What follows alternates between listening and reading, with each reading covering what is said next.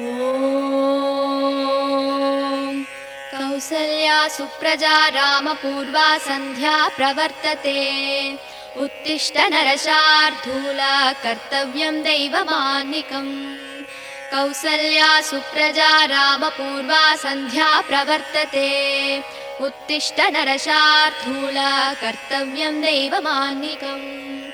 उत्तिष्ठोत्तिष्ठ गोविन्द उत्तिष्ठ गरुडध्वज। उत्तिष्ठ कमलाकान्त त्रैलोक्यं मङ्गलं कुरु। उत्तिष्ठोत्तिष्ठ गोविन्द उत्तिष्ठ गरुडध्वज। उत्तिष्ठ कमलाकान्त त्रैलोक्यं मङ्गलं कुरु। मातः समस्त जगतां मधुकैटभारे। वक्षो विहारिणि मनोहर दिव्यमूर्ते। श्रीस्वामिनि श्रित जनप्रिय धानशीले। श्रीवेङ्कटाचलपते तव सुप्रभातम्। तव सुप्रभातमरविन्दलोचने। भवतु प्रसन्नमुखचन्द्रमण्डले। विधिशङ्करेन्द्रवनिताभिरर्चिते। वृषशैलनाददयिते दयानिते। अत्र्यातिसप्तऋषयः समुपस्य सन्ध्याम्। आकाशसिन्धुकमलानि मनोहराणि। आदाय पादयुगमर्चयतुं प्रपन्नाः। शेषाद्रिशेखर विभो तव सुप्रभातम्। पञ्चाननाब्ज भव षण्मुखवासवाद्याः। त्रैविक्रमादिसरितं विभुतास्तुवन्ति। भाषापतिः पठति वासरशुद्धिमारात्। शेषाद्रिशेखर विभो तव सुप्रभातम्। ईषत् प्रफुल्ल सरसीरुहनारिकेळपूगद्रुमादि सुमनोहर पालिकानाम्। आवादिमन्दमनिलः सह दिव्यगन्धैः। शेषाद्रिशेखर विभो तव सुप्रभातम्। उन्मील्य नेत्रयुगमुत्तम पञ्जरस्ताः। पात्रावशिष्ट कदली फलपायसानि। भूत्वा सलीलमतकेलि सुखा पठन्ति। शेषाद्रिशेखर विभो तव सुप्रभातम्। तन्त्री प्रकर्ष मधुरस्वनया विपञ्च्या। गायत्यनन्त सरितं तव नारतोऽपि। भाषा समक्रम सकृत्करसाररम्यम्। शेषाद्रिशेखर विभो तव सुप्रभातम्। भृङ्गावली समकरन्तरसानुवित्त जङ्गारगीतनिनदै सह सेवनाय। निर्यात्युपान्त सरसी कमलोदरेभ्यः। शेषाद्रिशेखर विभो तव सुप्रभातम्। योषा गणेन वरदध्नि विमध्यमाने। गोशालयेषु दधिमन्दगतीव्रघोषाः। रोषा कलिं विदधते ककुपस्स कुम्भाः। शेषाद्रिशेखर विभो तव सुप्रभातम्। पद्मे समित्र सदपत्र गदारिवर्गाः। हर्तुं श्रियं कुवलयस्य निजाङ्गलक्ष्म्या। भेरी निनादमिव बिभ्रति तीव्रनादम्। शेषाद्रिशेखर विभो तव सुप्रभातम्। श्रीमन्नभीष्टवरदाखिल लोकबन्धो। श्री श्रीनिवास जगदेकदयैक सिन्धो। श्रीदेवता गृहभुजाङ्कर दिव्यमूर्ते। श्रीवेङ्कटाचलपते तव सुप्रभातम्। श्रीस्वामि पुष्करिणिकाप्लव निर्मलाङ्गा। श्रेयोधिनो हर विरिञ्चि सनन्दनाद्याः। द्वारे वसन्ति वरवेत्र हतोत्तमाङ्गाः। श्रीवेङ्कटाचलपते तव सुप्रभातम्। श्रीशेषशैलगरुडाचल वेङ्कटाद्रिनारायणाद्रिविषवाद्रिविषाद्रिमुख्याम्। आख्यां त्वदीय वसतेरनि संवदन्ति। श्रीवेङ्कटाचलपते तव सुप्रभातम्। सेवा परा शिव सुरेश कृशानुधर्म रक्षोऽम्बुनाथ भवमान धनाधिनाथा। भक्ताञ्जलि प्रविलसन्निज शीर्षदेशाः। श्रीवेङ्कटाचलपते तव सुप्रभातम् दाटीषु देविह गराज मृगाधिराज नागाधिराज गजराज हयाधिराजाः स्वस्वाधिकारमहिमादिकमर्दयन्ते श्रीवेङ्कटाचलपते तव सुप्रभातम् सूर्येन्दुभौमबुधवाक्पदि काव्यसौरी स्वर्भानुकेरुद्विषत्परिषत्प्रदानाः द्वद्वासदासचरमावदिदासदासाः श्रीवेङ्कटाचलपते तव सुप्रभातम् द्वत्पादधूलिपरितस्फुरितोत्तमाङ्गाः स्वर्गापवर्गनिरपेक्षनिजाङ्गराङ्गाः कल्पाकमाललनयाकुलतां लभन्ते श्रीवेङ्कटाचलपते तव सुप्रभातम् त्वद्गोपुराकृशिखराणि निरीक्षमाणाः स्वर्गापवर्गपदवीं परमां श्रयन्तः मर्त्या मनुष्यभुवने मदिमाश्रयन्ते श्रीवेङ्कटाचलपते तव सुप्रभातम् श्रीभूमिनायक दयादिगुणामृताब्धे देवादिदेव जगदेक शरण्यमूर्ते श्रीमन्दनन्द गरुडाधिभिरार्चिताङ्ग्रे श्रीवेङ्कटाचलपते तव सुप्रभातम् श्रीपद्मनाभ पुरुषोत्तम वासुदेव वैकुण्ठमाधव जनार्दन चक्रपाणि श्रीवत्स सिंह शरणागत पारिजात श्रीवेङ्कटाचलपते तव सुप्रभातम् कन्दर्पदर्पहर सुन्दर दिव्यमूर्ते कान्ताकुचाम्बुरुह गुड्मललोल दृष्टे कल्याण निर्मल गुणाकर दिव्यकीर्ते श्रीवेङ्कटाचलपते तव सुप्रभातम् मीनाकृते कमलकोल नृसिंहवर्णिन् स्वामिन् परस्पत तपोधन रामचन्द्र शेषांस राम यदुनन्दन कल्किरूप श्रीवेङ्कटाचलपते तव सुप्रभातम् एलालवङ्गघनसार सुकन्ति तीर्थम् दिव्यं वियत्सरिति हेम घटेषु पूर्णम् धृत्वाद्य वैदिकसिकामणयः प्रहृष्टाः दिष्टन्ति वेङ्कटपते तव सुप्रभातम् भास्वानुदे दिवि गचानि सरोरुहाणि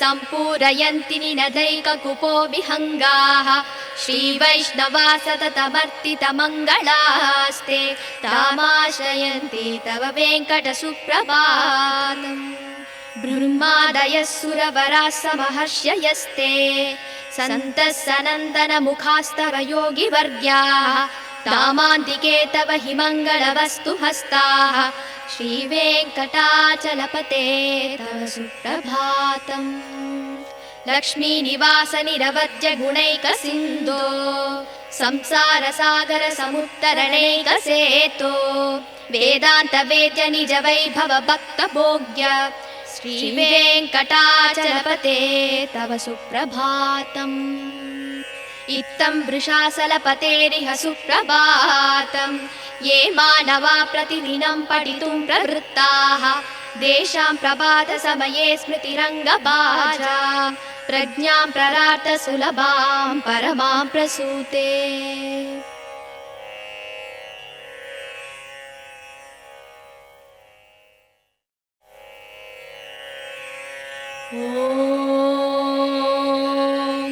कौसल्या सुप्रजा रामपूर्वा सन्ध्या प्रवर्तते उत्तिष्ठ नरशार्दूल कर्तव्यं दैवमान्निकम् कौसल्या सुप्रजा रामपूर्वा सन्ध्या प्रवर्तते उत्तिष्ठ नरशार्दूल कर्तव्यं दैवमान्निकम् उत्तिष्ठोत्तिष्ठ गोविन्द उत्तिष्ठ गरुडध्वज उत्तिष्ठ कमलाकान्त त्रैलोक्यं मङ्गलं कुरु उत्तिष्ठोत्तिष्ठ गोविन्द उत्तिष्ठ गरुडध्वज उत्तिष्ठ कमलाकान्त त्रैलोक्यं मङ्गलं कुरु मातः समस्तजगतां मधुकैटभारे वक्षो विहारिणि मनोहर दिव्यमूर्ते श्रीस्वामिनिश्रित जनप्रियधानशीले श्रीवेङ्कटाचलपते तव सुप्रभातम् तव सुप्रभातमरविन्दलोचने भवतु प्रसन्नमुखचन्द्रमण्डले विधिशङ्करेन्द्रवनिताभिरर्चिते वृषशैलनाददयिते दयानिते अत्र्यातिसप्तऋषयः समुपस्य सन्ध्याम् आकाशसिन्धुकमलानि मनोहराणि आदाय पादयुगमर्चयतुं प्रपन्नाः शेषाद्रिशेखरविभो तव सुप्रभातम् पञ्चाननाब्जभव षण्मुखवासवाद्याः त्रैविक्रमादिसरितं विभुतास्तुवन्ति भाषापतिः पठति वासरशुद्धिमारात् शेषाद्रिशेखरविभो तव सुप्रभातम् ईषत्प्रफुल्लसरसीरुहनारिकेळपूगद्रुमारि सुमनोहरपालिकानाम् आवादिमन्दमनिलः सह दिव्यगन्धैः शेषाद्रिशेखरविभो तव सुप्रभातम् उन्मील्य नेत्रयुगमुत्तमपञ्जरस्ताः पात्रावशिष्टकदलीफलपायसानि भूत्वा सलीलमतकेलिसुखा पठन्ति शेषाद्रिशेखरविभो तव सुप्रभातम् तन्त्री प्रकर्षमधुरस्वनया विपञ्च्या गायत्यनन्तसरितं तव नारतोऽपि भाषा समक्रमसकृत्करसाररम्यम् शेषाद्रिशेखरविभो तव सुप्रभातम् भृङ्गावली समकरन्तरसानुवित्तजङ्गारगीतरिणदै सह सेवनाय निर्यात्युपान्तसरसी कमलोदरेभ्यः शेषाद्रिशेखरविभो तव सुप्रभातम्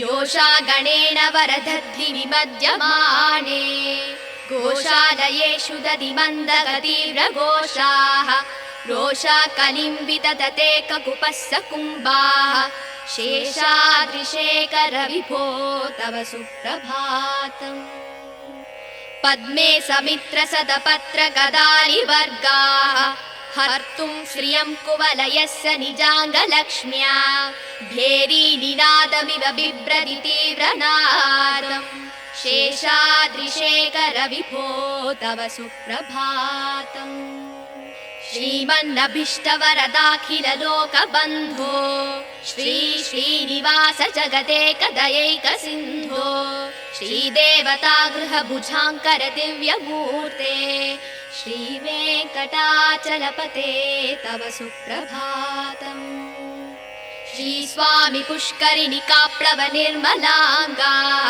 श्रेयोधिनो हरविरिञ्चि सनन्दनाद्याः द्वारे वसन्ति वरवेत्रहतोत्तमाङ्गाः श्रीवेङ्कटाचलपते तव सुप्रभातम् श्रीशेषशैलगरुडाचलवेङ्कटाद्रिनारायणाद्रिविषवाद्रिविषाद्रिमुख्याम् आख्यां त्वदीयवसतेरनिसंवदन्ति श्रीवेङ्कटाचलपते तव सुप्रभातम् सेवापरा शिव सुरेश कृशानुधर्म रक्षोऽम्बुनाथ भवमानधनाधिनाथाः भक्ताञ्जलिप्रविलसन्निज शीर्षदेशाः श्रीवेङ्कटाचलपते तव सुप्रभातम् दाटीसुदेविह गराज मृगाधिराज नागाधिराज गजराज हयाधिराजाः स्वस्वाधिकारमहिमादिकमर्दयन्ते श्रीवेङ्कटाचलपते तव सुप्रभातम् सूर्येन्दुभौमबुधवाक्पदि काव्यसौरी स्वर्भानुकेतुलिषत्परिषत्प्रदानाः वद्वासदासचरमावदिदासदासाः श्रीवेङ्कटाचलपते तव सुप्रभातम् द्वत्पादधूलिपरितस्फुरितोत्तमाङ्गाः स्वर्गापवर्गनिरपेक्ष निजाङ्गराङ्गाः कल्पाकमालयनया कुलतां लपन्ते श्रीवेङ्कटाचलपते तव सुप्रभातम् त्वद्गोपुराकृशिखराणि निरीक्षमाणाः स्वर्गापवर्गपदवीं परमां श्रयन्तः मर्त्या मनुष्यभुवने मदिमाश्रयन्ते श्रीवेङ्कटाचलपते तव सुप्रभातम् श्रीभूमिनायक दयादिगुणामृताप्ते देवादिदेव जगदेक शरण्यमूर्ते श्रीमन्दनन्द गरुडाधिभिरार्चिताङ्ग्रे श्रीवेङ्कटाचलपते तव सुप्रभातम् श्रीपद्मनाभ पुरुषोत्तम वासुदेव वैकुण्ठ माधव जनार्दन चक्रपाणि श्रीवत्स सिंह शरणागत पारिजात श्रीवेङ्कटाचलपते तव सुप्रभातम् कन्दर्पदर्पहर सुन्दर दिव्यमूर्ते कान्ताकुचाम्बुरुह गुड्मललोल दृष्टे कल्याण निर्मल गुणाकर दिव्यकीर्ते श्रीवेङ्कटाचलपते तव सुप्रभातम् मीनाकृते कमलकोल नृसिंहवर्णिन् स्वामिन् परस्पत तपोधन रामचन्द्र शेषांस राम यदुनन्दन कल्किरूप श्रीवेङ्कटाचलपते तव सुप्रभातम् एलालवङ्गघनसार सुकन्ति तीर्थं दिव्यं वियत्सरिति हेम घटेषु पूर्णं धृत्वाद्य वैदिकसिकामणय प्रहृष्टाः दिष्टन्ति वेङ्कटपते तव सुप्रभातम् भास्वानुदे दिवि कचानि सरोरुहाणि सम्पूरयन्ति निनदैककुपो विहङ्गाः श्रीवैष्णवा सततमर्तितमङ्गलास्ते तामाश्रयन्ति तव वेङ्कट सुप्रभातम् ब्रह्मादयः सुरवराः समहर्षयस्ते सन्तः सनन्दन मुखास्तव योगिवर्ग्याः तामान्तिके तव हि मङ्गलवस्तु हस्ताः श्रीवेङ्कटाचलपते तव सुप्रभातम् लक्ष्मीनिवास निरवद्य गुणैक सिन्धो संसार सागर समुत्तरणैक सेतो वेदान्त वेद्य निज वैभव भक्त भोग्य श्रीवेङ्कटाचलपते तव सुप्रभातम् इत्थं वृषाचलपतेरिह सुप्रभातम् ये मानवा प्रतिदिनं पठितुं प्रवृत्ताः तेषां प्रभातसमये स्मृतिरङ्गभाजा प्रज्ञां प्ररार्थ सुलभां परमां प्रसूते।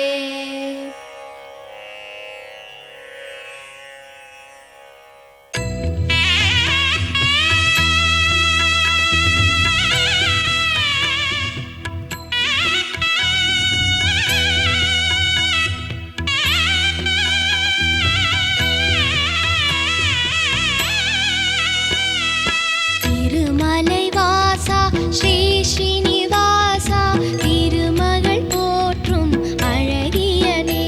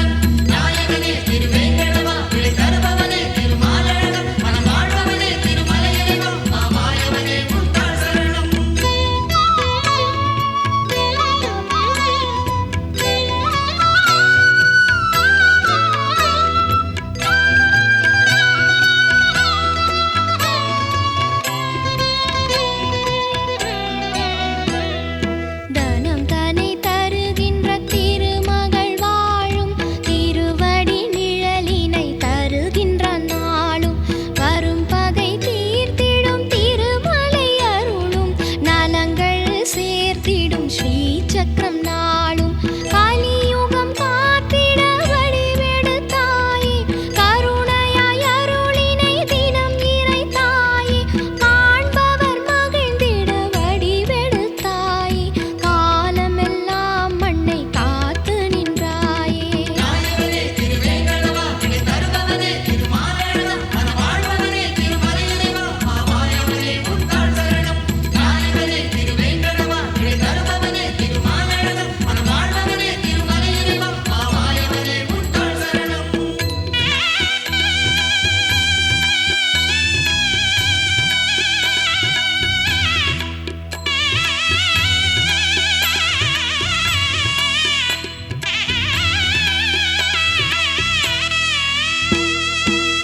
வேங்கடமலையை நாம் நினைத்தாலே வேதனை மறையும் அவன் நாமத்தாலே செல்வங்கள் பொழியும் வான்மழை போலே தினம் அவன் மலரடி தொழுது வந்தாலே ஆயிரம் சூரியன் ஒளி என நீயும் மலைகளில் திகழ்ந்தாய் மகிமைகள் அறிந்தோம் மாயனே உன்னடி சரணங்கள் ஐயா மாதவனே உந்தன் நாமங்கள் மறவேன்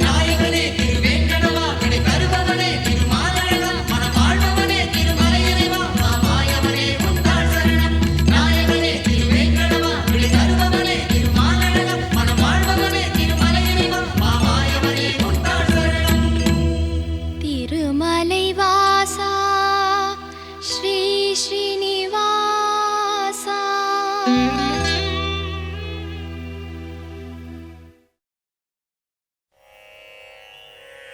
கமலம் மலர் மேல் வசிக்கும் மகளே உறைவாள் பெருமாள் திருமார்பினிலே திகழும் நல் குங்குமம் மேனியனே விஜயீ பவ வெங்கட சைலபதே கமலம் மலர் மேல் வசிக்கும் மகளே உறைவாள் பெருமாள் திருமார்பினிலே திகழும் நல் குங்குமம் மேனியனே விஜயீ பவ வெங்கட சைலபதே கமலம் இதற்போல் நல் கண்ணுடையான் கடல் மேல் உரை பஞ்சனை கொண்டவனே நலங்கள் தரும் செல்வம் எல்லாம் தருவாய் திருவேங்கடனே என்னை காத்தருள்வாய் எழில் பிரம்மனுடன் சிவன் ஆறுமுகன் எனும் தெய்வம் எல்லாம் உன்னை போற்றிடுவார் இறைவா தலைவா திருவேங்கடவா ரிஷசைலபதே என்னை காத்தருள்வாய் என்னை தீண்டிடும் வல்வினை தீவினைகள் பல நூறு தவறுகளின் துயர் நிலைகள்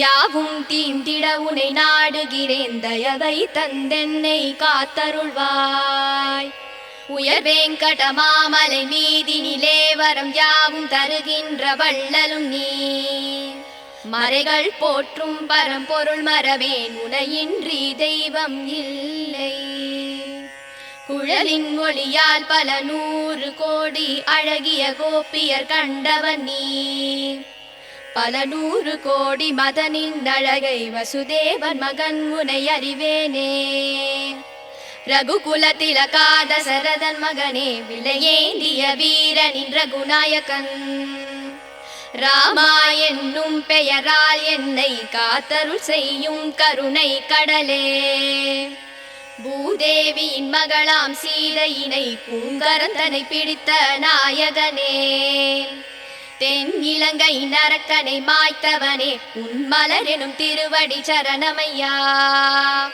நல்வீரமும் முகமும் நல்குணமும் இரு தோளழகும் தினம் கொண்டவனே ரகுகுல தெய்வம் உன்னை அன்றி எந்தன் மனதினில் இனி ஒரு தெய்வமில்லை உன்னை அன்றி தெய்வம் இலை வெங்கடேஷா உன் நாமம் வேறின்றி ஏதுமில்லை ஸ்ரீனிவாசா ஹரே வெங்கடேஷா அருள்வாய் அருள்வாய் மரவேன் வெங்கடேஷா விருப்பம் அருள்வாய் மனம் முந்தன் அடியை மறவாமல் இருக்க தினம் உன்னை தியானித்து நிற்கின்றேன் அதன் காரணத்தால் முந்தன் திருக்கோலம் எனக்கருள் செய்திடுவாய் பிரபு வெங்கடேஷா பிறவிகளால் ஏற்பட்ட தீவினையால் பிழைகள் 100 செய்தேன்.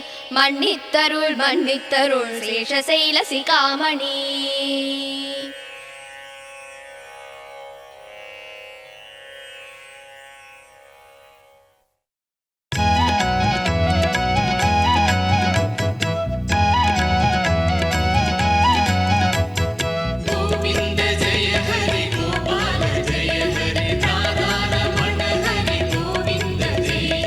பூலோகம் தன்னை வைகுண்டமாக்கி ஸ்ரீதேவி உடனே அருள்கின்ற தேவா.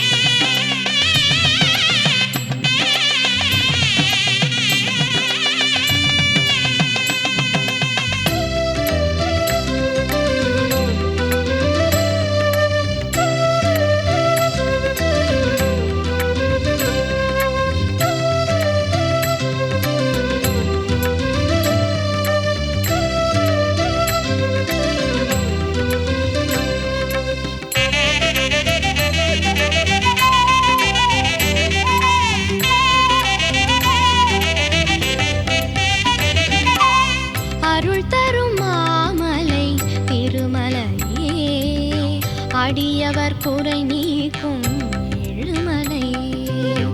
அருள் தரும் மாமலை திருமலையே, அடியவர் குறை நீக்கும் ஏழுமலை. வருவோர்க்கும் தொழுவோர்க்கும் திருநாமம் துணை நிற்கும், அதுதானே திருவேங்கடம். தனம் யாவும் முனை சேரும், குலம் யாவும் தழை தோங்கும், தினம் பாடு திருமந்திரம்.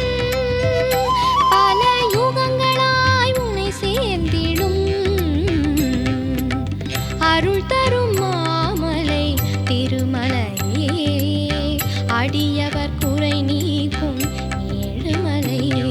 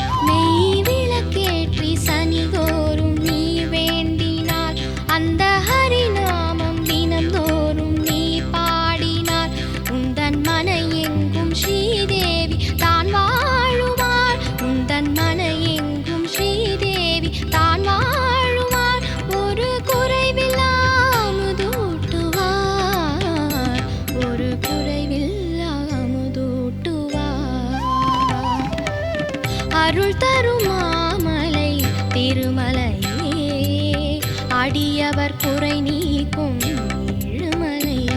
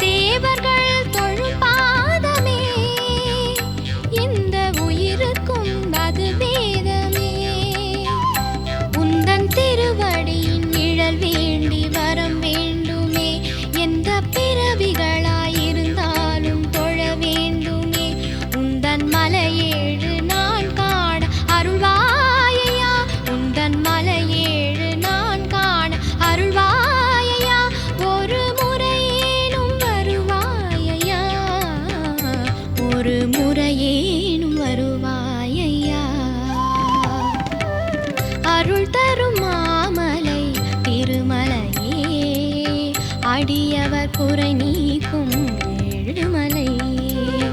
அருள் தரும் மாமலை திருமலையே, அடியவர் குறை நீக்கும் ஏழுமலை. வருவோர்க்கும் தொழுவோர்க்கும் திருநாமம் துணை நிற்கும், அதுதானே திருவேங்கடம். தனம் யாவும் புனை சேரும், குலம் யாவும் தழை தோங்கும், தினம் பாடு திருமந்திரம். பல யுகங்களாய் உன்னை சேர்ந்திடும்,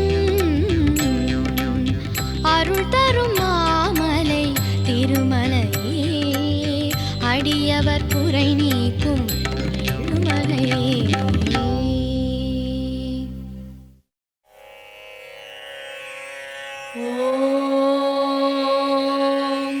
कौसल्या सुप्रजा रामपूर्वा सन्ध्या प्रवर्तते, उत्तिष्ठ नरशार्दूला कर्तव्यं दैवमान्निकम्, कौसल्या सुप्रजा रामपूर्वा सन्ध्या प्रवर्तते उत्तिष्ठ नरशार्दूल कर्तव्यं दैवमान्निकम् उत्तिष्ठोत्तिष्ठ गोविन्द उत्तिष्ठ गरुडध्वज उत्तिष्ठ कमलाकान्त त्रैलोक्यं मङ्गलं कुरु उत्तिष्ठोत्तिष्ठ गोविन्द उत्तिष्ठ गरुडध्वज उत्तिष्ठ कमलाकान्त त्रैलोक्यं मङ्गलं कुरु मातः समस्त जगतां मधुकैटभारे वक्षो विहारिणि मनोहर दिव्यमूर्ते श्रीस्वामिनिश्रित जनप्रिय धानशीले श्रीवेङ्कटाचलपते तव सुप्रभातम् तव सुप्रभातमरविन्दलोचने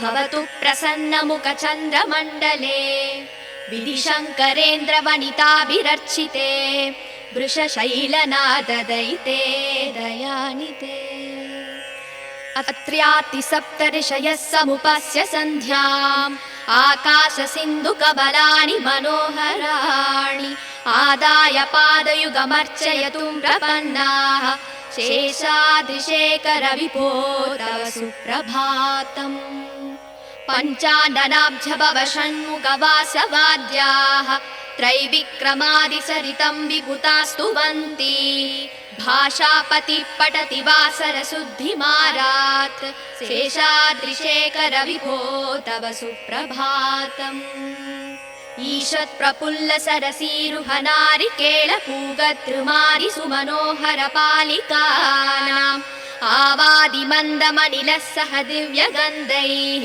शेषाद्रिशेखर विभो तव सुप्रभातम् उन्मील्य नेत्रयुगमुत्तम पञ्जरस्ताः पात्रावशिष्ट कदली फलपायसानि भूत्वा सलीलमतकेलिसुखा पठन्ति शेषाद्रिशेखर विभो तव सुप्रभातम् तन्त्री प्रकर्ष मधुरस्वनया विपञ्च्या गायत्यनन्त सरितं तव नारतोऽपि भाषा समक्रम सकृत्करसाररम्यम् शेषाद्रिशेखर विभो तव सुप्रभातम् भृङ्गावली समकरन्तरसानुवित्त जङ्गारगीतनिनदै सह सेवनाय निर्याद्युपान्त सरसी कमलोदरेभ्यः शेषाद्रिशेखर विभो तव सुप्रभातम्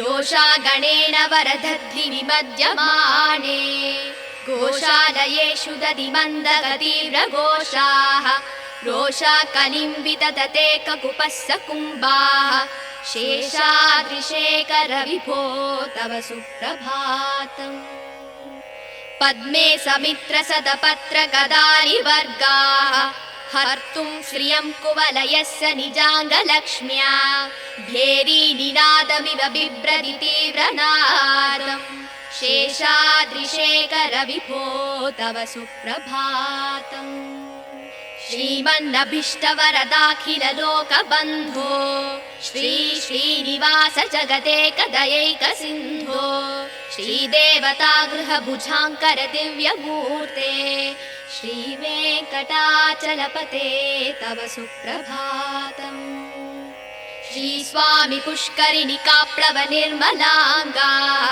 श्रेयोधिनो हर विरिञ्चि सनन्दनाद्याः द्वारे वसन्ति वरवेत्र हतोत्तमाङ्गाः श्रीवेङ्कटाचलपते तव सुप्रभातम् श्रीशेषशैलगरुडाचल वेङ्कटाद्रिनारायणाद्रिविषवाद्रिविषाद्रिमुख्याम् आख्यां त्वदीय वसते रनि संवदन्ति श्रीवेङ्कटाचलपते तव सुप्रभातम् सेवा परा शिव सुरेश कृशानुधर्म रक्षोऽम्बुनाथ भवमान धनाधिनाथाः भक्ताञ्जलि प्रविलसन्निज शीर्ष देशाः श्रीवेङ्कटाचलपते तव सुप्रभातम् दाटीषु देवि हगराज मृगाधिराज नागाधिराज गजराज हयाधिराजाः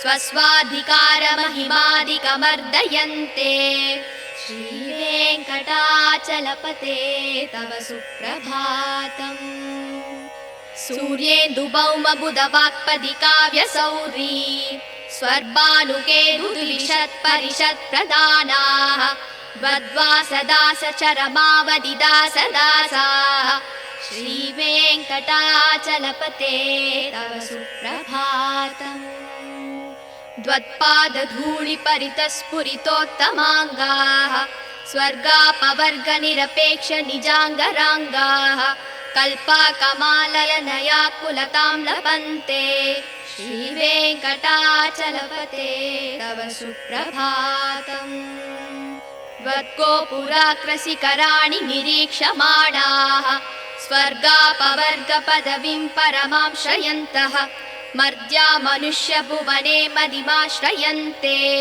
श्रीवेङ्कटाचलपते तव सुप्रभातम् श्रीभूमिनायक दयादिगुणामृताप्ते देवादिदेव जगदेक शरण्यमूर्ते श्रीमन्दनन्द गरुडाधिभिरार्चिताङ्ग्रे श्रीवेङ्कटाचलपते तव सुप्रभातम् श्रीपद्मनाभ पुरुषोत्तम वासुदेव वैकुण्ठमाधव जनार्दन चक्रपाणि श्रीवत्स सिंह शरणागत पारिजात श्रीवेङ्कटाचलपते तव सुप्रभातम् कन्दर्पदर्पहर सुन्दर दिव्यमूर्ते कान्ताकुचाम्बुरुह गुड्मललोल दृष्टे कल्याण निर्मल गुणाकर दिव्यकीर्ते श्रीवेङ्कटाचलपते